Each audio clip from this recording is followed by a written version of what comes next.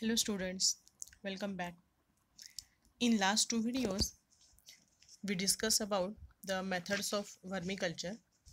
In that, we already discussed about the definition of vermicomposting, then what is vermicompost, and vermicomposting material means the raw material, earthworm, which type of the species of the earthworms are required, their detail, okay, and we also discussed about the culturing technique in a small scale. Now in this video we are discussing about the large scale vermicomposting. See here you are able to observe the peoples who are just standing here, and actually those peoples, they are present at the vermicomposting unit. So vermicomposting is a process in which the organic material is converted into the compost, and that conversion takes place with the help of the epigeic earthworm. Okay, means the surface dweller earthworms. Many species are there which we are used for the conversion of organic waste into the compost. Before the worms they ingest the waste material, it is necessary that the material must be partially decomposed. Okay, then the mesophilic as well as the thermophilic stages which generate the heat in the compost pile. Okay, and that heat, it will destroy the earthworms because the earthworm required a specific temperature. Already in last video we are discussing about that. Okay, here the earthworms, they required minimum 15 degree and maximum 20 degrees Celsius. If the temperature rises above that particular temperature, it is not good for the proper growth and development of the earthworm, and sometime if the temperature increases very high, the temperature destroy the earthworm. And since the whatever we are using the organic waste, that must be partially decomposed one. Okay, so here in the large scale vermicomposting, we are used this large scale vermicomposting outside, means in the field. So if you are able to observe, this particular unit is present in the farm. पण तुम्ही जर बघितलं तर हे large scale, त्याच्या नावातच आहे बघा, लार्ज लार्ज स्केल म्हणजे मोठ्या प्रमाणात आपल्याला काय तयार करायचंय, व्हर्मिकंपोस्ट तयार करायचंय. म्हणून आपण ह्या प्रोसिजरला म्हणतो लार्ज स्केल व्हर्मिकंपोस्टिंग. मग ह्याच्यात बघा, इथे जर तुम्ही केअरफुली बघितलं तर हे सगळे माणसं जिथे उभे आहेत ते व्हर्मिकंपोस्टचं युनिट आहे, आणि बाहेरच्या साईडला इथे शेती आहे आणि त्या शेतात ते युनिट तयार केलेलं आहे. हे लार्ज स्केल वर्मिकंपोस्टिंग युनिट आहे. बघा हे सगळे हे तुमच्यासारखे हे स्टुडंट्स आहेत, आणि हे बाकीचे हे हे जे काही असतील हे गाईड करत आहेत की त्यांनी ते कसं बनवलंय वर्मिकंपोस्ट वगैरे वगैरे. So this is about the large scale vermicomposting. So here there are certain techniques which are slightly different as compared with the small scale vermicomposting. Here the name itself indicates small scale, means we are using a small quantity of the organic material. Since it is used, the terminology used as a small scale, and here we are using the large quantity of organic material here in the pit, and since we call it as a large scale vermicomposting. Okay, so we are just discussing about the container, because here in a small scale we are using the wooden box. Either we use the wooden box or we use the plastic container. Here we are using the bricks. इथे बघा विटा दिसत आहेत तुम्हाला, सिमेंटच्या विटा आहेत बघा ह्या. मग ह्या सिमेंटच्या विटांची एक लेयर बनवलेली असते. Okay, so we are here using the bricks, cement and stone slab is there. मग आता खाली जर तुम्ही बघितलं तर इथे खाली इथे ॲक्च्युली त्यांनी ते मटेरियल टाकलेलं आहे वर्मिकंपोस्ट तयार करण्यासाठी. तर त्याच्या खाली जो असणारे स्लॅब, तर तो जो काही स्लॅब आहे तो स्टोनचा बनलेला आहे, म्हणजे बॉटम थोडक्यात आपण म्हणू शकतो बॉटम. मग तो बॉटम आहे तो पण स्टोनचा किंवा पक्का आपण जे स्लॅब म्हणतो त्या टाईपचं एक बनवलेलं आहे जे सिमेंटचं बनलेलं आहे. आणि इथे त्याच्याच वरती हा ब्रिक्सने कन्स्ट्रक्शन विटा लावून आणि बाजूच्या भिंती उभ्या केल्या. So here we can say that with the help of bricks and cement we are just prepare the slab as well as the sides, all the 4 sides. Here the constructed container should have a volume of 1 meter cube. बघा काय condition आहे, हा जो पण काही पूर्ण आपण जे काही हे कंटेनर बांधणार आहे, कारण इथे बांधतोय आपण ॲक्च्युअली, तर त्या कंटेनरचा किंवा त्या टाकीचा आपण एक शॉर्टमध्ये एक म्हणू की कंटेनर ऐवजी आपण टाकी म्हणू की ते जे काही आपण हे टाकी बांधणार आहे तर ही कशी असणार आहे, हिचा व्हॉल्यूम हा 1 मीटर क्यूब एवढा असणार आहे. बघा तुम्ही तुमच्या शेतामध्ये गाईगुरांना पाणी पाजण्यासाठी एक पाण्याची टाकी बांधतात बरोबर. ती जशी बांधलेली असते त्याला खाली तुम्ही सिमेंटचा कोबा करता आणि वरती चारी बाजूला भिंत बांधता आणि मध्ये पाणी साठवता. सेम त्या प्रकारे इथे आहे. एक पर्टिक्युलर हाईटपर्यंत फक्त आपल्याला ती भिंत बांधायची आहे. खाली स्लॅब टाकलेला आहे, कोबा केलेला आहे आणि त्याच्यामध्ये आपण जे काही ऑर्गॅनिक वेस्ट मटेरियल आहे ते टाकणार आहे. ओके, मग बघा एकदम सिम्पल मेथड आहे. इथे दुसऱ्या याच्यात बघा इथे काय केलेलं आहे, लमसम एक पूर्ण मोठाची मोठा त्यांनी काय केलेलं आहे, एक आउटर साईडला एक मोठा आयताकृती त्यांनी एक कंटेनर बनवून घेतला आणि त्याच्यात त्यांनी काय केलेत, हे कंपार्टमेंट केलेले आहेत. मग आता हे कंपार्टमेंट का केलेत, because we are just use the volume and that volume must be 1 meter cube. आणि तो पाहिजे म्हणून आपण तो तेवढे इथे हे कंपार्टमेंट केले की तेवढेच 1 मीटर क्यूब व्हॉल्यूम होईल, तर तेवढंच आपण ते कंपार्टमेंट केले. मग त्याच्यासाठी तुम्हाला लेंथ विड्थ किती घ्यावी लागणार आहे, तर बघा जर तुम्ही ह्या एका सिंगल कंटेनरचं जर बघितलं तर ह्या सिंगल कंटेनरची डायमेन्शन्स आपण बघू. 1.6 meter in a length, 1 meter in a width, and the height or we can say that the depth must be 0.75 meter.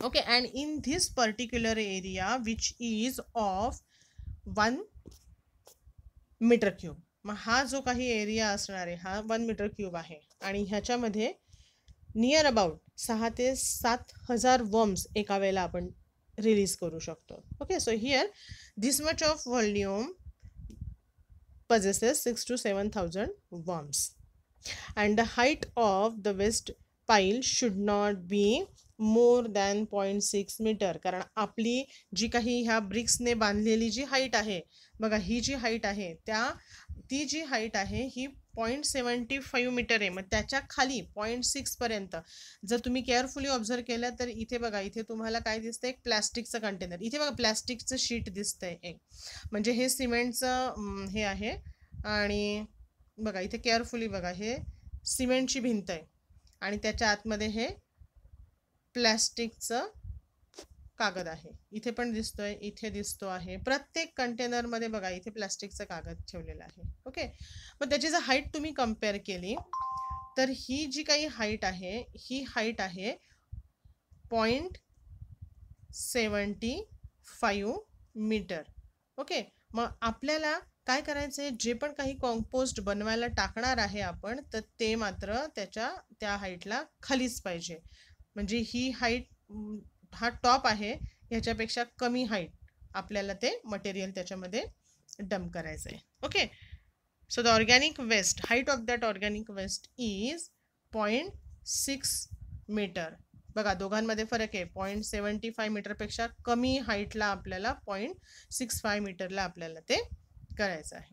Okay, okay, so we can say that the height must be less, height of the organic material must be less than the height of actual container. Okay, now the next thing is that the shelter. If you are able to observe here the shelter, this whole that particular containers, there are many containers, we are able to observe only single one, but there are many. So here you are able to observe the shelter. So all the operations should be done under the shade to prevent direct sunlight, direct contact of the sunlight and the rain, because the earthworms, they run away from the light. Okay, ते जर light जास्त असेल तर ते अजून जास्त डेप्थमध्ये जातात. Okay, म्हणून आपण काय करणार आहे, त्याला शेल्टरमध्ये ठेवणार आहे की डायरेक्टली सनलाईट किंवा डायरेक्टली पाऊस त्याच्यावरती येणार नाही. नेक्स्ट आहे feed mixture. The same thing is that we are using the specific type of the organic material like sugarcane trash, coir pith, leaf litter, kitchen waste, etc. And we are using all this material with the cow dung, and the proportion should be 1:8. Okay, so the proportion is 1:8, and we are just going to add the little soil also, because here the container is large in size. The waste must be allowed to decompose for 2 to 3 weeks, and after partially decomposed material we are going to pour here. Okay, so this is about the large scale vermicomposting. So in the last video we discuss about the small scale vermicomposting, and now here we discuss about the large scale vermicomposting. Okay, some steps which remain common: only the container, shelter, then feed mixture. That is the difference between both small scale and the large scale. So here if you are just at the production of the vermicompost, see the worms which continuously feed on that particular material, we are going to provide them, and they produces a granular rice shaped pellet, and we call it as a castings. And the castings, they are just left on the surface, and that is nothing but the vermicompost. Okay, so this is about the large scale vermicomposting. Okay, now next we study the phases of vermicomposting. So in case of the phases of vermicomposting, here there are many phases in both the small scale and in the large scale vermicomposting. There are common phases are there. The first phase is there, we are just in that particular first phase, we are just collect the waste material, shredding, then mechanical separation of the things like metal, glass, then ceramic. Okay, and then we are going to take that particular material as a organic waste.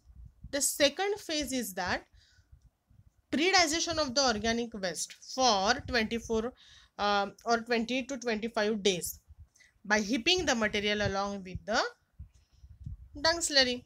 बघा, पहिल्या स्टेपमध्ये आपण काय केलं, जे पण काही आपण मटेरियल आणलं आहे त्या मटेरियल कलेक्शन केलं आहे वेस्ट मटेरियलचं, त्याच्यात सेपरेशन केलं. मेकॅनिकल सेपरेशन म्हणजे काय, आपण मेकॅनिकली आपण काही गोष्टी सेपरेट केल्या. म्हणजे काय सेपरेट केलं, त्याच्यामध्ये काही मेटलचे तुकडे आहेत का, ग्लास आहे का, काही काचा वगैरे, असं जे पण काही असेल तर आपण हे सगळं सॉर्ट केलं. आणि आता उरलेलं मटेरियल म्हणजे काय आहे, जे बायोडिग्रेडेबल आहे, रिसायकलेबल आहे, त्याला आपण काय म्हटलंय, ऑर्गॅनिक वेस्ट. पहिल्या फेजला कलेक्शन आणि सेपरेशन आहे. सेकंड फेजमध्ये काय केलंय, आपण जे पण काही प्री डायजेस्टेड जे ऑर्गॅनिक वेस्ट मटेरियल आपण कलेक्ट केलंय त्याचं आपण प्री डायजेशन केलंय. म्हणजेच थोडक्यात काय केलं आहे, आपण त्याला थोडक्यामध्ये आपण असं म्हणू शकतो की त्याचं पार्शियल डिकम्पोजिशन केलंय. मग पार्शियल डिकम्पोजिशन करण्यासाठी आपण ते मटेरियल घेतलं आणि कावडंग स्लरी वापरली. मग ह्याच्यामध्ये तुमचं जे काही बायोगॅसची स्लरी असेल ती वापरली तरी चालणार आहे, किंवा डायरेक्टली कावडंग वापरलं तरी चालणार आहे. So this process partially digest the material, and that partially digested material is good for the earthworm consumption. कारण बघा, ज्या वेळेला तुम्ही जर एक गोष्ट ऑब्झर्व केली असेल, तुमच्याकडे बघा घरामध्ये, आता तुम्ही सायकड्यामध्ये राहतात, सायकड्याच्या आजूबाजूला राहता, तुमच्याकडे घरी शेती आहे तर जनावरं असतील, गाई गुरु असतील. जर तुम्हाला माहिती आहे की ज्या वेळेला तुम्ही शेणखत बनवतात, तर शेणखत ज्या वेळेला आपण बनवतो त्यावेळेला ते शेणखत गरम असतं. जर तुम्ही हात घालून बघितला तर ते गरम लागतं हाताला. ह्याचाच अर्थ काय की जेव्हा केव्हा त्याचं डिकम्पोजिशन होत असतं, ती जी रिॲक्शन असते ती हीट जनरेट करते. ओके, मग असं जर खूप टेम्परेचर वाढलं तर ऑब्व्हियसली ते अर्थवर्म त्याच्यामध्ये जिवंत राहणार नाही आहेत. म्हणून आपण काय केलंय, त्याचं आधीच काय केलं आहे, प्री डायजेशन करून घेतलं आहे अशा मटेरियलचं. मग हे प्री डायजेशन केल्यानंतरचं जे मटेरियल असणार आहे partially decompose, that is good for the earthworm consumption. आता हे अर्धवट कुजलेलं आहे, आणि हे अर्धवट कुजलेलं जे काही आहे त्याची जी काही हीट तयार करण्याची जी काही प्रोसेस होती ती होऊन गेली आता. त्याच्यामुळे आता हीट जनरेट होणार नाही आहे, आणि असं मटेरियल आता गुड कन्झम्पशन त्यांचं अर्थवर्म करू शकतात, म्हणजे ते अर्थवर्मसाठी खाण्यासाठी योग्य आहे असं आपण म्हणू शकतो. बघा, cattle dung and biogas slurry which may be used after drying. Okay, and wet dung should not be used for vermicompost production. बघा, वेट डंग म्हणजे डायरेक्टली तुम्ही जे शेण असतं ते शेण वापरण्याऐवजी, का, कारण मगाशी आपण डिस्कस केलं की शेण जेव्हा कुजतं त्यावेळेला हीट खूप जास्त प्रमाणात तयार होते, म्हणून ड्राय फॉर्ममधलं जर तुमचं शेणखत तयार झालेलं असेल तर डायरेक्टली तुम्ही ते वापरू शकता, पण डायरेक्टली ओलं शेण हे वापरायचं नाहीये व्हर्मी कंपोस्टमध्ये. ही झाली तुमची सेकंड फेज, म्हणजे पहिल्या फेजमध्ये तुम्ही कलेक्शन केलं, सेपरेशन केलं, सेकंड फेजमध्ये तुम्ही त्याचं प्रिडायजेशन केलं, म्हणजेच थोडक्यात पार्शियली त्यांना डिकम्पोज करून घेतलं. बघा, थर्ड फेजमध्ये आपल्याला काय करायचं आहे. So in the third phase preparation of earthworm bed is there. Then here the concrete base is required to put the waste for the vermicompost preparation. Then loose soil will allow the worm to go into the soil, and also while watering all the dissolvable nutrients they go into the soil along with the water. मग तिसऱ्या फेजमध्ये आपल्याला bed तयार करायचं आहे. बघा, preparation of the earthworm bed. मग earthworm bed तयार करताना आपण ऑलरेडी बघितलं आहे की स्मॉल स्केलमध्ये तर आपण जो बॉक्स घेतला आहे त्याला बॉटम आहे तो कोणत्याही प्रकारे अर्थवर्मला बाहेर जायला अलाउड करत नाही आहे. आणि लार्ज स्केलमध्ये आपण काय बघितलं होतं, इथे खाली पण हा बॉटम कसला बनलेला आहे, ब्रिक्स किंवा आपण ज्याला म्हणतो की कोब्याचा बनवून घेतलेला आहे, म्हणजे तिथूनही ते अर्थवर्म बाहेर जाऊ शकत नाही. आणि वरनं आपण टाकले लूज सॉईल. लूज सॉईलचा अर्थ असा होतो की जी सॉईल ज्याच्यामध्ये पाणी कमी आहे, थोडंसं खूप जास्त पाणी नाही आहे असं, अशा प्रकारे आपण ती लूज सॉईल वापरली आहे. आणि त्याच्यात मिक्स काय केलं आहे, इथे सेकंड फेजमध्ये आपल्याला जे प्रिडायजेस्टेड ऑर्गॅनिक वेस्ट मटेरियल मिळालं ते आणि सॉईल असं आपण मिक्सचर बनवलं आणि तो अर्थवर्मसाठीचा बेड रेडी केला. What is there in a fourth phase? Okay, in a fourth phase collection of the earthworm after vermicompost collection. बघा, आता इथे काय केलंय, व्हर्मी कंपोस्ट झालं की तयार, त्याच्यामुळे आपण नंतर काय करणार आहे, अर्थवर्मचं कलेक्शन केलंय. सिव्हिंग the composted material to separate fully composed material, and the partially composted material will be again put into the vermicompost bed. बघा, ज्या वेळेला हे खत बनायला सुरुवात होणार आहे, व्हर्मी कंपोस्ट बनायला सुरुवात होणार आहे. मग आता थोडक्यात व्हर्मी कंपोस्ट म्हणजे काय असतं, it is the casting in the shape और rice granule which are rice shaped pellets are there. Okay, so it is necessary to remove that particular pellet. मग आता हे जे काही पिलेट ऑलरेडी तयार झालेले ते पिलेट आपल्याला सेपरेट करायचे, म्हणजे सेपरेशन, जे काही कंपोस्ट जे मटेरियल त्याचं पूर्ण कंपोस्ट झालेलं आहे ते मटेरियल आपण सेपरेट करणार आहोत. आणि जे पार्शियली कंपोस्ट आहे असं मटेरियल परत आपण त्याच बेडमध्ये आपण टाकून देणार आहोत, ज्याचं पुढे कन्व्हर्जन होणार आहे. Okay, fifth phase is there. Storing the vermicompost in a proper place to maintain the moisture and allow the beneficial microorganisms to grow. मग बघा, आता हे जे काही वर्मिकंपोस्ट बनलंय ते एका प्रॉपर प्लेसमध्ये मॉइश्चर बरोबर आपण ते मेंटेन करणार आहोत, आणि मेंटेन केल्यानंतर त्याच्यामध्ये मायक्रो ऑर्गॅनिझमची ग्रोथ होणार आहे. ओके, मग आता हे जे पण काही आपण बघितले, हे जे काही 5 फेजेस आपण बघितल्यात, ह्या 5 फेजेस ज्या आहेत ह्या स्टेप बाय स्टेप, म्हणजे स्मॉल स्केल असू दे किंवा लार्ज स्केल, ह्या 5 फेजेस कंटिन्यू होतात. Okay, the next steps which are followed for vermi compost preparation. कोणत्या स्टेप्स बघा शॉर्टमध्ये. Vermi composting unit should be in a cool, moist and the शेडी side. बरोबर, आपण एक तर घरात केलं तर मग ऑलरेडी घरामध्ये टेम्परेचर जे कूल असतं डायरेक्ट सनलाईटच्या कॉन्टॅक्टमध्ये येत नाही, पण लार्ज स्केलसाठी मात्र आपल्याला कूल आणि मॉइस्ट राहण्यासाठी आपल्याला शेड गरज असते, म्हणून आपण हे शेडी साईट असं म्हटलेलं आहे. Then cow dung and chop dried leave material which is mixed in the proportion of 3:1. म्हणजे फक्त काउडंगच पाहिजे असंही नाही, नुसतं ड्राईड लिव्स पाहिजे असंही नाही, तर आपल्याला हे दोघांचं काउडंग आणि चॉप ड्राईड लिव्हचं मटेरियलचं एक प्रपोर्शन बनवायचं आहे 3:1. Kept for partial decomposition for 15 to 20 days. Okay, after partial decomposition we are just using a layer of 15 to 20 centimeter chopped dried leaves or hay while cover, okay, should be kept as a bedding material at the bottom of the bed, and beds of the partially decomposed material which is made up of 6 into 2 into 2 feet should be made. बघा, ते जे पण काही खाली material टाकले त्याच्यावरती आता आपण परत 6 into 2 into 2 फीटने पार्शियली डिकम्पोज मटेरियल टाकणार आहे. आणि each bed should contain 1.5 to 2 quarter of the raw material and the number of beds can be increased as per the raw material availability and the requirement. Okay, so these are the steps. Then we are using the red earthworms. We are releasing them on the upper layer of the bed. Water should be sprinkled with which can immediately after releasing the worms. आपण ज्या वेळेला हे worms release करणार आहे त्याच वेळेला आपल्याला water sprinkle करायचे जेणेकरून मॉइश्चर कंटेंट त्याचं प्रॉपर राहील. Bed should be kept moist by sprinkling water daily. त्यांचं मॉइश्चर कंटेंट किंवा ह्युमिडिटी मेंटेन करण्यासाठी आपल्याला रोज ठराविक प्रमाणामध्ये वॉटर स्प्रिंकल करायचं आहे. आणि टॉप जो काही असणार आहे त्या मटेरियलचा तो कव्हर करायचा आहे एक तर गनी क्लॉथनी किंवा पॉलिथिनने. Bed should be turn once after 30 days for maintaining the aeration and for the process of decomposition. बघा हा जो काही बेड आपण दिला आहे लेअर जी दिली आहे ती आपल्याला खालीवर करायचे आहेत केव्हा आफ्टर 30 days. का म्हणजे प्रॉपर त्याच्यामुळे डिकम्पोजिशन होणार आहे आणि एरिएशनसुद्धा मेंटेन राहणार आहे. And compost get ready in 45 to 50 days and the finished product is 3/4 of the raw material used.